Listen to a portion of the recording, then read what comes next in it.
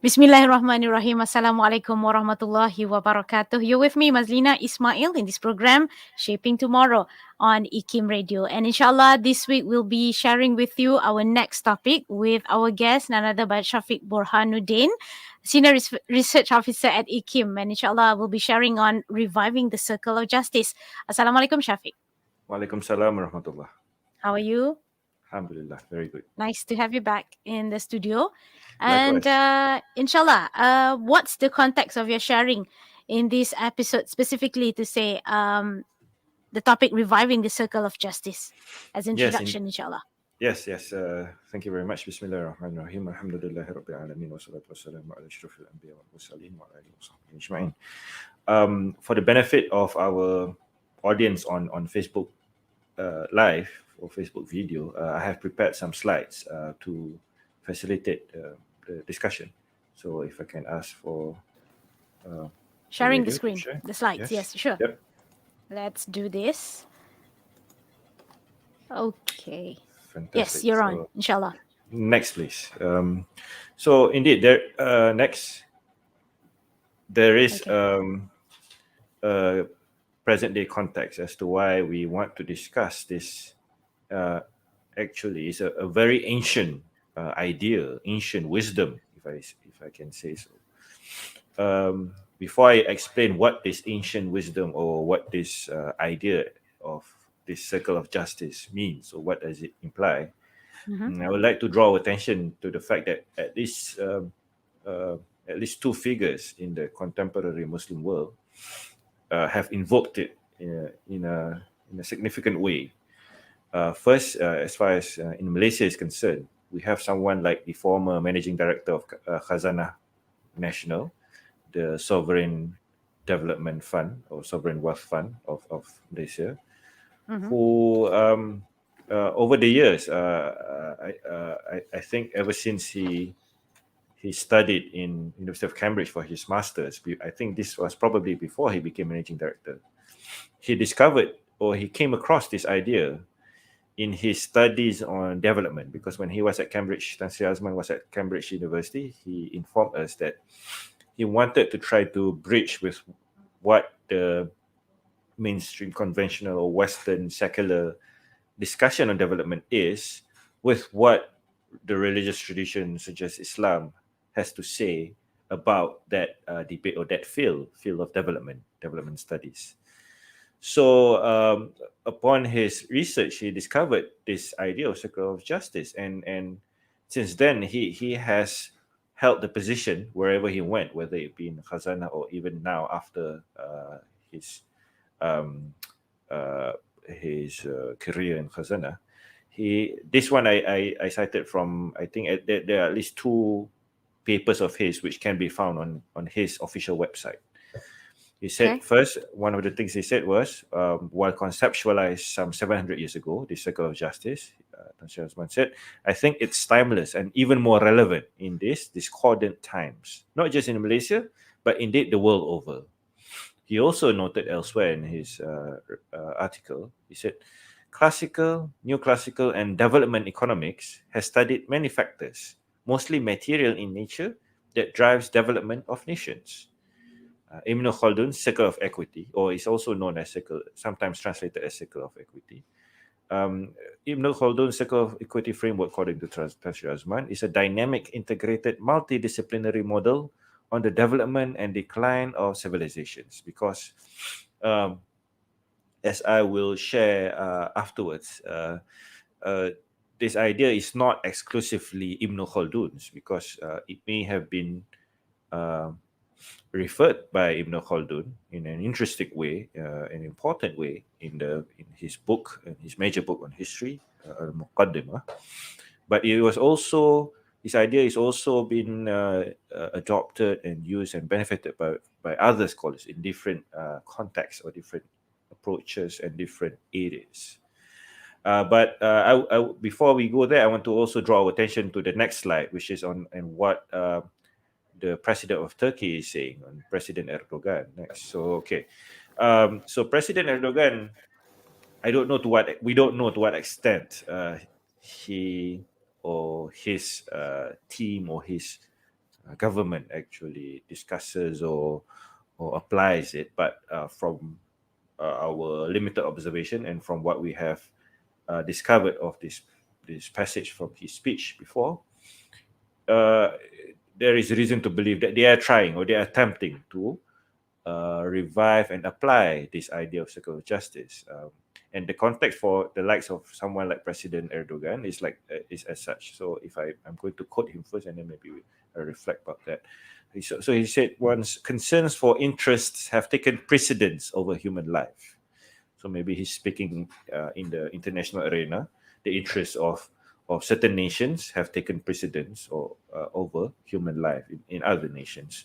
I suppose that's what he meant. Then he said that he goes on to say that is why we keep saying, that's why we the President Erdogan and I think the Turkish government have repeatedly said this, that the world is bigger than five, drawing attention to the unjust structure of the United Nations Security Council.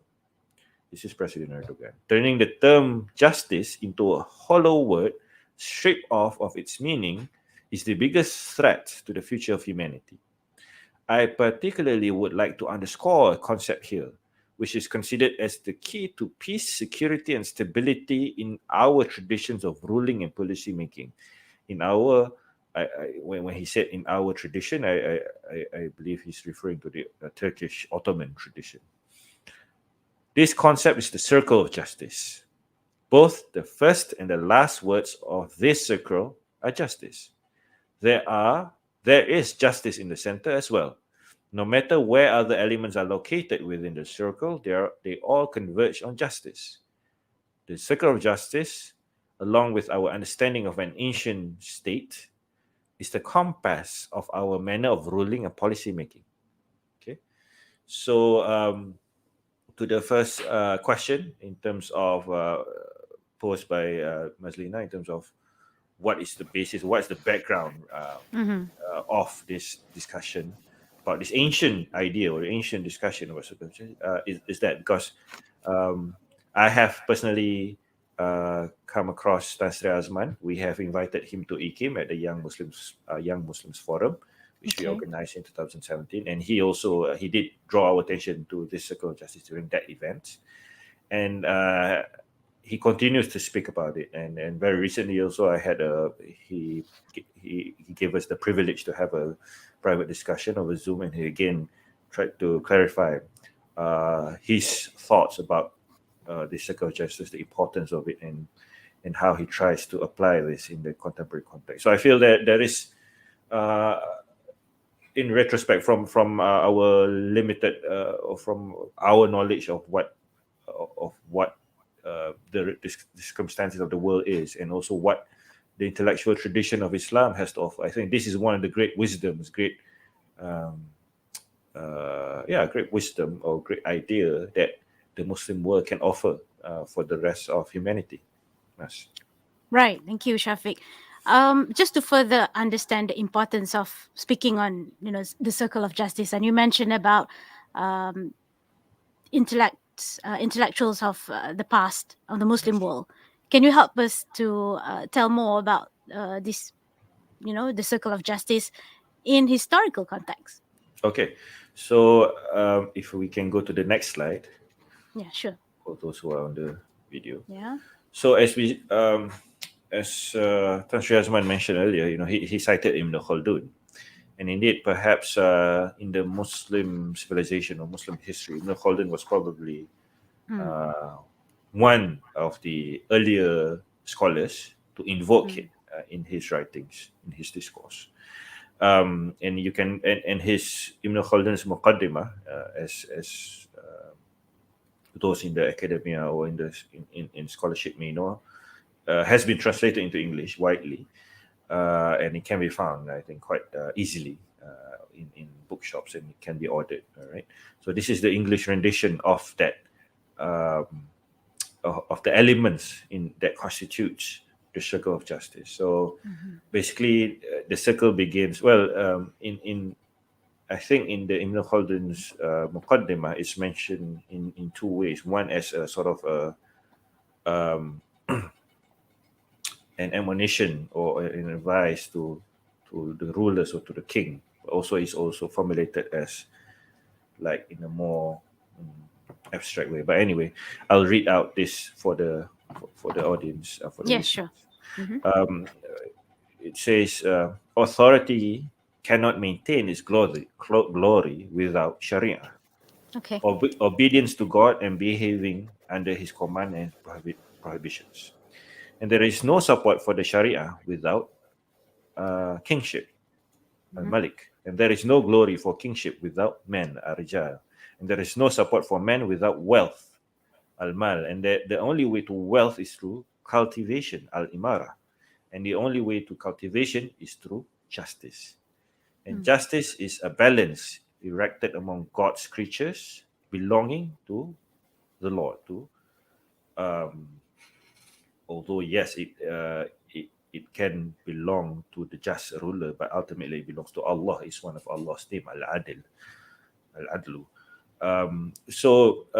But when Ibn Khaldun invoked this, it's just like an eight-liner sort of thing. It wasn't presented as a circle. Only later, if I can go to the next slide, Yeah. only later, I think like almost perhaps about 100 years later, an Ottoman scholar by the name of Kinalizade Ali Celebi, in his very famous work called Akhlaq al-La'i, this is a Turkish Ottoman work, that it was called a circle of justice for the first time. Before that, it was known as simply a hikam, meaning a set of wisdom that that is sort of that can be used to guide kingdoms and rulers and governments to think about how to govern and how to sort of shape their policies and their destinies, their people's destiny ultimately. Okay. Because if I may add, I mean, um, even Ibn Khaldun actually, he did mention the idea originally did not came from the Muslims. It came from several sources. It was mentioned in a mysterious text that is allegedly belonging to Aristotle Okay. as an advice to Alexander the Great. Mm-hmm. And Ibn Khaldun also said it is reportedly mentioned in the ancient Persian literatures. Right. But nonetheless, I believe when Muslims adopted it, they are bearing in mind the words of the Prophet Mm-hmm. Muhammad Sallallahu Alaihi Wasallam, al Sallallahu hikmah alaihi wasallam. mu'min, meaning the wisdom is the Mm-hmm. property of the believer. So they found that I believe when Ibn Khaldun and the likes of Kinalizade Ali Celebi encountered this wisdom, they knew this is one of those great wisdom that is in line with the truth claims of Islam. So when they took or they adopted this idea, they also in the same time saw there are some truth that does not Mm-hmm. contradict Islam, but in the same time they try to Islamize it, meaning to say they try to infuse it in a way that is more in line with the teachings of Islam. So that's why in the version of Ibn Khaldun and Kinalizade Ali Celebi, you will find the Mm-hmm. term Sharia as a key figure or key element in this whole equation of the circle of justice. Right. So in Kinalizade Celebi's version of the circle of justice, there is some difference because when each scholar tried to adopt this, they did not simply copy each other, but they tried to give their original interpretation Mm-hmm.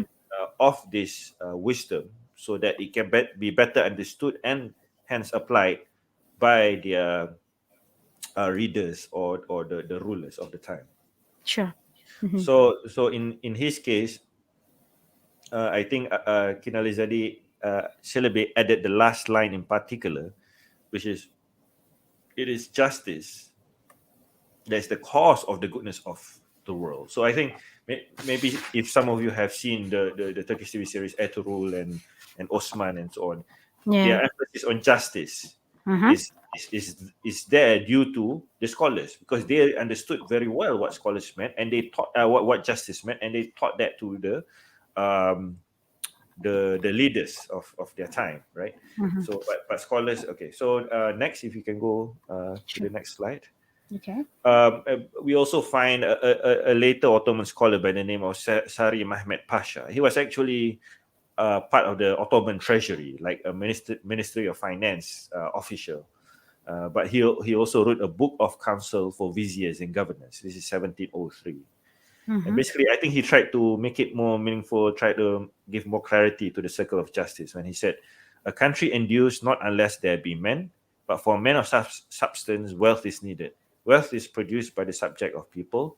It comes from the culture of vineyard and garden. Unless there be justice, the subjects are restless. Without justice, the tent becomes not a lasting home. Justice is the basis of the order of the world." So you see the emphasis that the way they understand justice is very comprehensive. It means you must do justice to the different people in the different segments of society. Yeah. And basically, unless you dispense justice, especially those in power, those in authority, you will not have order in the world. Not only in your country or your vicinity, but in the world ultimately. And Muslims, that is your duty, basically, from what we understand of Yeah. this interpretation. How many more minutes do we have, Mas? We've done 15 minutes. Yes. We've got about 12 minutes to go, inshallah. Okay. If Yeah. we can go to the next slide. Sure. So um, it's very interesting, and present day researchers and academics have, I think, begun to, in recent times, I think probably in the last 20, 30 years, have done more research on this, which we can find books on. And I have highlighted at least three books on the slide. Mm-hmm. One is by Professor Linda Darling. She wrote a book titled "A History of Social Justice and Political Power in the Middle East,"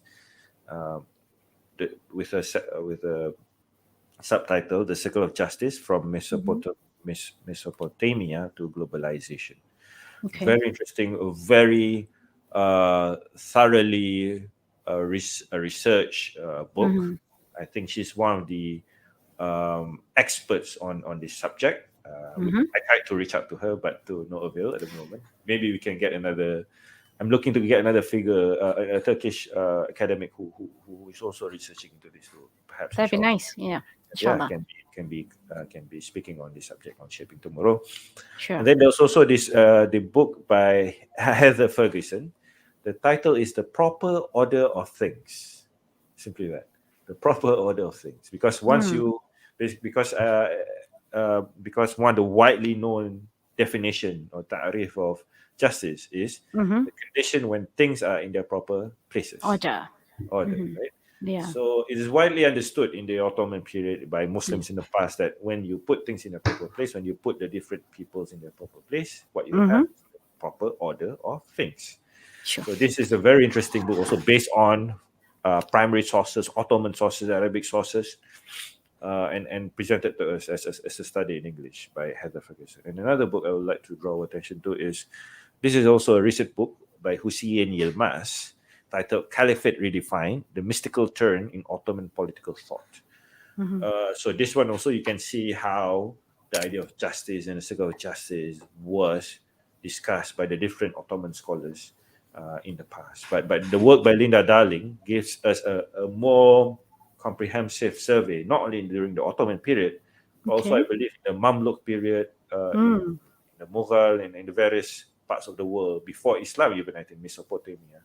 So Yeah. very, very interesting and very beneficial studies. I think that deserves to be looked at by our Mm. present day, not only academics but also by practitioners. Because as we started early on, even the Yeah. likes of Nasir Azman and President Erdogan have invoked it. But I do feel that it needs further discussion so that it can be more properly uh, Understood. understood in the right Mm-hmm. intellectual context and within the right framework or the worldview of Islam.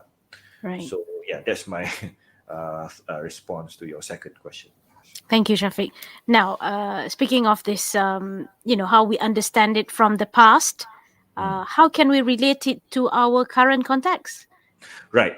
But before we go there, there's another slide I just remembered. Oh, We sure. can go next to understand it properly in its not only in the current context, but in its proper context. So that Okay. when we read about the circle of justice in those books that I just mentioned, the three books, or in any other books of the past like Ibn Khaldun or Yeah. Ali Silabi, we can understand it in a proper context in the sense that how they intend it to be understood by the Muslim more meaningfully. So this one is my own diagram that I attempted to formulate to assist our audience to understand it Okay. possibly better. So as Yeah. you can see, the circle of justice, it's the lowest. Okay, we'll start with the worldview of Islam, Mm-hmm. because the worldview of Islam or the Ru'yatul Islam lil Wujud is something that is present right from the advent of Islam. That's what the Quran sought to do. We have had many discussions on the worldview of Islam on Shaping Tomorrow and by other IKIM, more senior IKIM fellows and academics.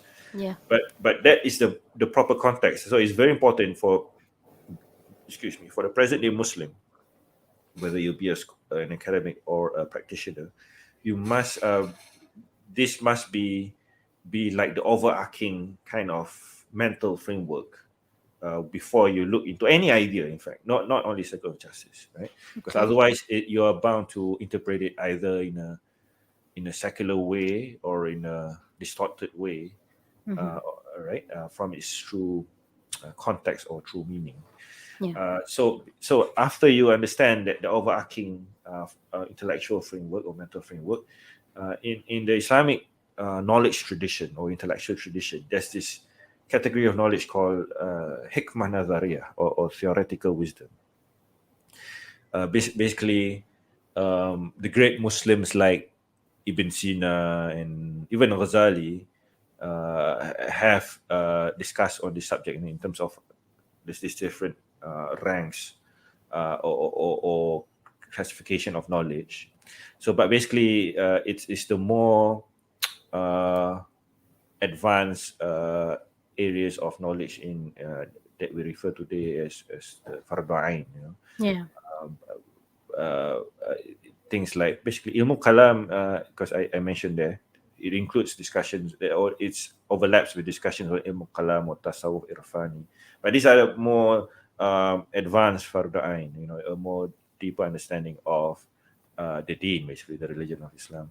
But and the Ottoman scholars, for instance, or the past Muslim, when they discuss about the practical ideas or the more yeah, I mean discussions on the more practical fields like social justice or governance or economics or ethics, there is always that uh, intellectual or knowledge background. They don't just discuss ideas in isolation with not other fields of knowledge, right? We have to remember that.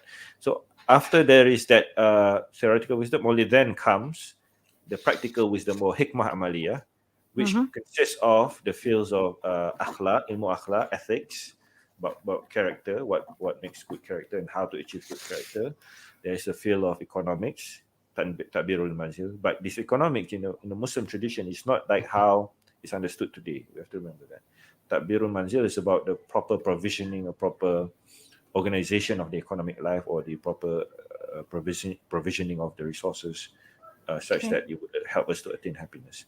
Politics also, Takbirul Madinah, it's not the same as how politics understood today, but it's more about governance of also is linked with governance of the self and governance of the household and governance of the broader sphere of life, which is the state. But it's integrated with theoretical wisdom. So it has a higher end, obviously.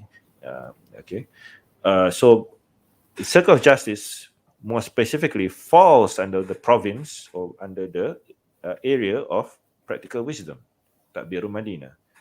This can be seen in particular in the work of the Ottoman scholar, which I mentioned earlier, Kinalizadi Adi Celebi, because because in the context of Ibn Khaldun, it's mentioned is as in terms of um, assessing history, analyzing history, what causes the rise and the falls of civilization. Okay. But so that's one way to apply it or interpret it. But most of the time, I find that I think Muslim scholars, like the Ottoman scholars, Mm-hmm. they is used as a model of governance. I think this is what Tan Sri Azman's Mokhtar's point is, because it can be a more holistic, a more comprehensive model that we can adopt today in Malaysia and in any parts of the world, or the Muslim world in particular. So circle of justice basically is a model for that allows us to think about how to govern our kingdoms, our nation, our country in a more just way, basically. Because the Mm-hmm. tendency in the modern day democracy is that it is the rule of the masses. Therefore, there is a tendency for the modern day democracy to be unjust towards people who are truly learned, the ulama, the true ulama. It tends to sideline the wisdom and the insights of the true scholars at that because of the dominance or the idea that it is the rule of the masses. So therefore, the great minds, the great scholars, are just one of the masses. So it's their views is not really accounted for. So Yeah. yeah. So ultimately, what it seeks to achieve is happiness. All this, Mm. in the sense that once you do justice to yourself and towards others, what we will have is happiness in this world and inshallah the next. So, but to your next question is the next slide. This is the last Yeah. slide. I believe inshallah. Just for a few more minutes since we. Yeah. You need to speak a little bit louder, Shafiq. Okay, Yes, so please. in terms of applying it Mhm. in today's context, Right. I mean this is just my preliminary or tentative uh, idea or reflection. I Okay. mean, if we were to bring it to this context, I think we have to be able to link it again in a more meaningful way with all these different, at least these four different areas. That is to say, the economic system, the education Mm-hmm. system, the environment, or I term the ecological health, and the governance, Okay. What was the other one? Economic, environment, government, and education, education education. system. Yes. Mm-hmm. Because I think what it can potentially do is to provide a more, as we said, a holistic, a more like forward-looking. That is not just uh, limited. Because today there's tendency also to be very short-term minded due to democracy again, because the governments tend to think within the time frame of elections. What we Right. can what can we best do within the time frame of elections? But in the Hmm. past, Muslim governments did not think like that. Therefore, there's more they are more forward looking. There's more foresight. They are more visionaries because they consider about the consequence of their acts to future generations. Mm-hmm. And ideas like this are important for that, right? And uh, so the goal is once we can but the condition is, because in the circle of justice there's also a hidden assumption. uh, there must be good men or good scholars, because there is also a sharah, a commentary to that. It's it's a very uh, subtle thing, this circle, because it's a wisdom after all. It's not easily understood. So, like, one of the hidden subtle things about the circle of justice for you, for us, for the Muslims to really realize it today, you Yeah. must have genuine or really knowledgeable men and women to be Mm-hmm. part of the equation. If you exclude them and you think you can just have any politician to to take this as a political slogan, it won't work. Hmm. It won't work. It will be just another political slogan. Right. The Rhetoric, key as they say. rhetoric, another rhetoric, Mm. and we want to avoid that. So the Muslim world, the Muslims in any part of the world, even including our country, if they really want to establish justice, first and foremost, they need the guidance or the leadership of really knowledgeable men and women. It doesn't have to be many. It could be one. It could be two, but it Yeah. must be there, because the Ottoman scholars, they use an analogy. The scholars are like water. They are the source of sustenance for the rest. For the, like if you were to to use the different elements of the world. There's water, there's earth, Mm-hmm. there's fire, and there's air. I think, right? Right. But scholars, they are the most important element. Um, to to use a metaphor, they are like the water. Without them, you can't survive, and you need the scholars for sustenance, source of fast sustenance, source of wisdom, basically, Mm-hmm. to realize justice, because the scholars understands justice not in a limited political sense. They understand the scholars of Islam, scholars of the past, the true scholars of today. They understand justice first and foremost towards the self. You must put your bestial self, your animal self, your hayawaniyah self in control. Otherwise, you are being unjust towards yourself, right? And Mm-hmm. therefore, and of course, it's not limited to that. It's also limited to other things, and ultimately to the Prophet Muhammad and Sallallahu Alaihi Wasallam, and to Allah ultimately to be just towards Yeah. Allah. Although that's not possible, but the scholars are more knowledgeable in terms of how to go about that, to conform to the justice that Allah has commanded us to to Yeah. do, actually, Trust. Mm-hmm. to Trusted return is the true. trust to Yeah. the ahli. Basically, that's one of Right. the meaning of justice. So in a very brief way, basically, this is in terms of supposing someone asks, okay, now how do we apply this in a contemporary context? I think Mm-hmm. we have briefly suggested what needs to be done if it were to be applied. Of course, I think this is I don't think I'm doing justice to the subject. Needs many more discussion, and inshallah, if there is Yeah. opportunity, we would invite more guests, experts to discuss about this. Thank you. Inshallah, we look forward to that. As you mentioned just now, on the one of the scholars who said justice is the basis of the order of the world, and it's not Yes. just a fact, but it's also a duty to Yes. each of us. And it's a hadith if you say wisdom is a property of a believer, because to Yes. understand justice you need to see the wisdom. In order to get the result of the justice, you need to know what justice is and how to apply it. So this Yep. is where you shared about applying it in the current context in today's world, inshallah, in our everyday life and also in the future, Yep. and how we decide towards that, inshallah. So shaping tomorrow, would like to conclude on our topic, reviving the circle of justice. And inshallah, Shafiq Burhanuddin, we will have more discussion on this in the Inshallah. future. Inshallah. Yes. Okay. Thank you very Inshallah. much for sharing this week. Till Thank you. we meet again, inshallah. Assalamu alaikum. Alaikum salam wa rahmatullah.